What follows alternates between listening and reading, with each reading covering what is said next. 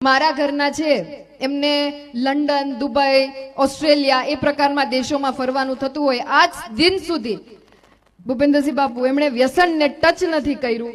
કોઈ પણ જાતનું વ્યસન છે, બાકી ટીમમાં બધા વ્યસન કરે છે, એમને કોઈ રોકટોક નથી, ઘરમાંથી બધી ફ્રીડમ છે. 12 વર્ષે ઘરની બહાર નીકળી ગયા હતા, ધારે એ બધું કરી શકે, પણ એક મોરલ રિસ્પોન્સિબિલિટી તરીકે કે મારે શું કરવું છે એ જવાબદારી સમજીને જ્યારે આગળ વધવાની કેપેસિટી આવી જાય ત્યારે આપણે આ દેશને ખૂબ સરસ, જે પહેલા આપણો ઇતિહાસ હતો ક્ષત્રિય સમાજનો ઇતિહાસ, એ આપણે પુનઃ રિપીટ કરી શકીશું એવી મારી આપ સૌ પાસે વિનંતી છે, આશા છે.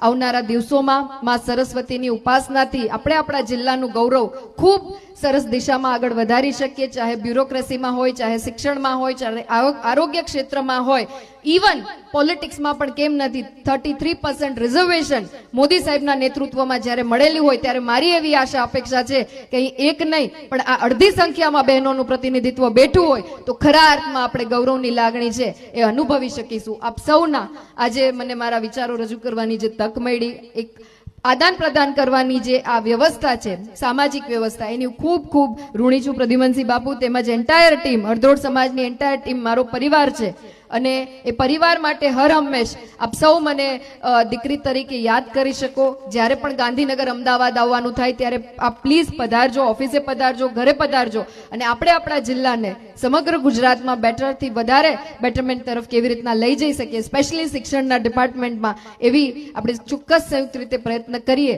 અને આગળ વધીએ એવી માં જગદંબામાં આશાપુરાના ચરણોમાં પ્રાર્થના સાથે હું વિરમું છું. પુનઃ આપ સર્વે વડીલોનો, પરિવારજનોનો ખૂબ ખૂબ હૃદયપૂર્વકથી આભાર માની અને વિરમું છું. અસ્તુ. ભારત માતા કી જય. જય જય ગરવી ગુજરાત. જય માતાજી.